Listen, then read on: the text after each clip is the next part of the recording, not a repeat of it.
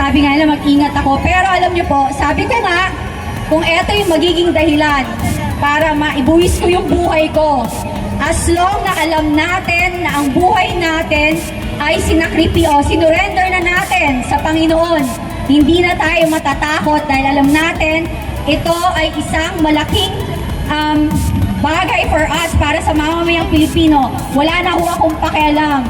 Naumpisahan na ho natin ito, hindi na ho tayo titigil. Kasi alam natin, nagsasabi tayo ng totoo, hindi tayo nagsisinungaling.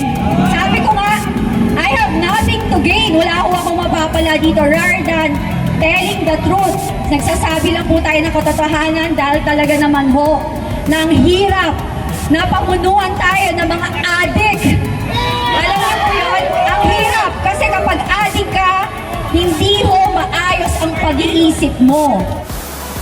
Sa kauna-unahang pagkakataon, ang Bayang Maisog ay nagpapasalamat sa isang matapang na babae na paninindigan ngayong gabing ito at inumulat ang taong bayan na ang ating Pangulo ay pangag. Please welcome Miss Cathy Binag! Magandang gabi, Maisog! Bigod naman ako sa inyo mula nung araw. Nandito kayo. Alam nyo, may mga paninindigan po kayo. Mabuhay po kayong lahat. Huwag po kayong mawawalan ng pag-asa. Basta tama ang ating pinaglalaban, mananalo po tayo. Hindi po kayo mabibigo kasi ang Diyos ang magbibigay ng daan para sa inyo para manalo kayo lahat. Diba? Tayo! O, diba? So, it's my pleasure to be here. Nakakatuwa. May mga panahon na gusto kong puntahan lahat ng inyong rally. Pero alam niyo naman po, syempre, sabi nga nila mag-ingat ako. Pero alam niyo po, sabi ko nga, kung eto yung magiging dahilan para maibuwis ko yung buhay ko, as long na alam natin na ang buhay natin ay sinakripisyo, sinurrender na natin sa Panginoon, hindi na tayo matatakot dahil alam natin ito ay isang malaking bagay for us para sa mamamayang Pilipino. Wala na ho akong pakialam. Naumpisahan na ho natin ito, hindi na ho tayo titigil. Kasi alam natin, nagsasabi tayo ng totoo, hindi tayo nagsisinungaling. Sabi ko nga, I have nothing to gain. Wala ho akong mapapala dito rather than telling the truth. Nagsasabi lang po tayo ng katotohanan dahil talaga naman ho, ng hirap na pamunuan tayo ng mga adik. Alam niyo po yun? Ang hirap kasi kapag adik ka, hindi mo maayos ang pag-iisip mo. Kapag adik ka, hindi ka matinong, hindi ka matinong mag-isip. Diba? At ako alam ko po, kasi personal experience ko ho yan. Kasi ang kuya ko ay naging adik. Ang naging kasama ko, naging adik. Naabuso po ako ng adik. Okay lang, sabihin na natin kung normal, regular na tao, normal na tao na hindi ka nakaupo sa gobyerno, gusto mong mag-adik, bahala ka sa buhay mo. Pero kapag ikaw ay nanungkulan sa gobyerno, kailangan natin ng isang mga leader na may paninindigan na talaga pong pinaglalaban tayo. Hindi po duwag at takot kasi wala na silang makukuhang pera. So wag ho kayong boboto ng mga politika na takot. Kasi takot sa presidente, takot sa Speaker of the House, kasi wala silang budget. Dapat sila ang nagsisilbi sa atin. Dapat sa atin sila takot kasi tayo naglagay sa kanila sa posisyon nila. Diba? Hindi eh. Dapat kaya tayo, wala tayong dapat katakutan. Kasi kayo ang naglagay sa posisyon nila. Ang sasarap nga na buhay, ilan ho tayo? Ilan ang population natin? 120 million, right? 120 million. Isipin nyo, kung 120 million na tao, binigyan ng tag-iisang milyon. That's 120 billion. Isa na kahit pa paano gumaan yung buhay nyo. Magkano ang flood control project? Tama! 500 billion. My God! Diba? So yung 500 500 billion na yon, kung binigyan kayo ng tagpa 5 million pesos, bawat isang Pilipino, 5 million pesos, yung 500 billion na yon, lahat kayo, gumaan na yung buhay nyo. Tama. Pero anong ginawa nila? Ninakaw. Until now, hindi pinapansin. Alam niyo bakit?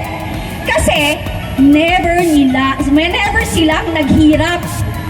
Ang tao, kapag never naranasang maghirapan o maghirap, wala silang pakialam kasi hindi nila dinadaanan yung dinadaanan ng may hirap na Pilipino. Wala silang pakialam, kundi punuin yung bulsa nila, busugin ang mga tiyan nila. Tingnan nyo naman. Tingnan nyo naman yung ginagawa nila. Tingnan nyo naman yung mga nakaupo. Nakikita nyo how materialistic they are. Magkano lang ang sweldo ng congressman? Diba? 100 plus. Sabi na 200,000. Yung iba dyan, 4 million ang relo. Ang sasakyan, magkano? May naka-AMG pa. Alam mo ba magkano AMG? Diba? 15 million. Dumano ako dyan. Naka-AMG kami, McLaren, Porsche, Ferrari, lahat. Alam mo yun, ang sarap ng buhay. Diba? Diba? Ang kakapal ng mukha. So ngayon, dyan sa Congress, ang hamon ko sa inyo, kung talagang for the people kayo, dapat po, ipaglaban ninyo kung ano yung tama. Bro, natatakot. Hindi po kung ano ang tama sa bulsa ninyo dahil naduduwag kayo na wala kayong budget. Bakit ho? Tumakbo po ba kayo para magkapera? Yes. Diba? Tumakbo po ba kayo kasi gusto nyo kumita? O tumakbo talaga kayo katulad ng mga pangako ninyo na para pagsilbihan ang mamamayang Pilipino? Sa mga constituent ng bawat kongresista, ang tawag ko po sa inyo, puntahan nyo, mag-rally ho kayo dun sa mismo bahay or whatever kung saan sila nakatira, ipaglaban nila kayo. Huwag silang duwag. Wala silang mga bayag. Nakakahiya. Yung iba nga teacher pa dati or whatever. Pero tingnan nyo ngayon, walang mga paninindigan. Ang pinaninindigan nila, naduduwag sila na malaman na nakinabang sila. Wala kayong bayag! Wala kayong bayag! Wala kayong bayag! Wala kayong bayag!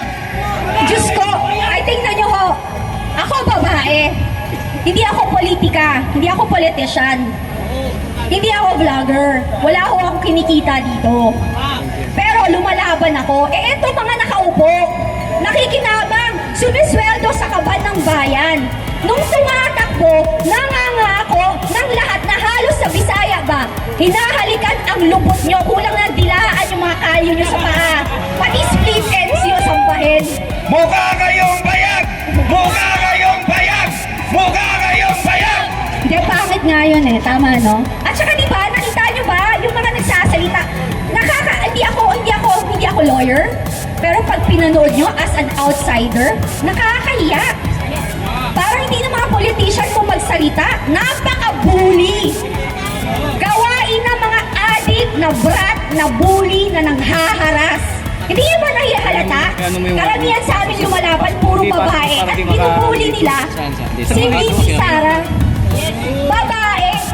At walang utang na loob. Ganun naman na hindi nyo ba napansin? Lahat kaming tumatalikod sa kanila is yung mga taong nagmahal sa kanila, naging kaibigan nila, pero yung ginawa nila, tama, di ba, manggagamit? Yes!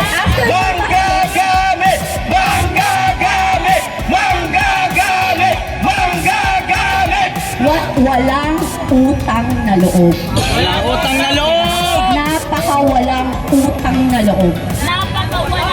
Hindi, alam nyo, hindi ho sila magwawagi kasi hindi sila sanay maghirap. Tingnan niyo po kayo, kahit umuulan nandito, sila ba pupunta sila dito? Hindi, di ba? O kaya magrarally? O, sabihin nyo na, pag binigyan kayo ng ayuda, tanggapin nyo kasi sa inyo yun, pera nyo yun. Hindi mo pera yan! Hindi mo pera yan! Diba? Hindi mo pera yan! Hindi mo pera yan! Grabe, ang sarap ng buhay. Ang lalaki ng properties. Ayan nyo, maraming pang lalabas. Mabubukid. Kaya alam nyo, huwag kayong mawala ng pag-asa na akala nyo ang tagal, ba't di pa nangyayari? Kasi sa totoo lang, sabi nga, di ba ang Diyos mapagpatawad? Di ba? Ngayon po, may paraan din ang Diyos para mabigyan nila, magkaroon sila ng realization to change, hopefully makapagbago. Sa paano pong paraan? Sa paraan po na binigyan, katulad nga, nabubukin yung mga kanilang pagkakamali, di ba? Nabubukin yung kanila, nilalantad sa madlang tao, saka, pasensya na hindi ako masyadong straight, masyadong malalim magtagal, medyo ano lang, pasensya na ho. So, di ba, parang hindi pinababayaan ng Diyos na hindi ninyo makita ang mga maling ginagawa nila. So, binubuking yung mga kapalpakan nila, ang pagnanakaw, at pinapaya na sila. Para ma-realize na, nako, napapaya na ako. Nako, kawawa naman ang pamilya ko at mga magiging apo ko. Ang iiwan kong legacy is kahihiyan kasi nagnanakaw ako at gumagawa ako ng kamalian. Pero, pag hindi pa rin sila nagbago, yun na, mararanasan na nila ang latigo ng Panginoon. Diyos ang sisingil. Kakampi natin ang Diyos. Kakampi natin ang Diyos. Hindi niya tayo pababayaan. Maraming salamat po ay mabuhay po kayong lahat. Mabuhay po ang babaeng may isog, Miss Cathy Binag! Palakpakan po natin! Maisog kami! Maisog kami! At kayo mga kabayan, pasalamatan po natin muli at bigyan natin ng masigabong palakpakan ang babaeng may isog, Miss Cathy Binag! Yan, kauna-unahang public appearance po yan ng ating bagong bayani, Miss Cathy Binag. Ano masasabi mo, Princess Maui? Alam mo, Ikaw ba ay nagulat? hello, I know it. Yan na. Meron ba? Rinig ba ang kagandahan ko? One of the things na na-appreciate ko with Miss Cathy Binag ay yung sinabi niyang lumalaban lang siya dahil nga po ayaw niya ang mamanahing niyang mga anak balang araw kaya na pinamumunuan ng mga bangag. With that, Miss Cathy Binag, thank you so much for your courage and for your bravery. And may God bless us all. Ang inyong sinabi, nasa panig natin ang may kapal. Kaya lalaban lang po tayo ng lalaban hanggang puko ang mga demonyong yan sa palasyo ng Thank you, bro. Thank you. Pilipinas na pinamumugaran ng mga ahas. Okay, Miss Maui. Once again, mga kababayan, palakpakan po natin ang maisog na babae. Sabay-sabay lakasan, Miss Cathy Binag! Maraming salamat po, Miss Cathy Binag. At nawa ay nakapagbigay po ng kalinawan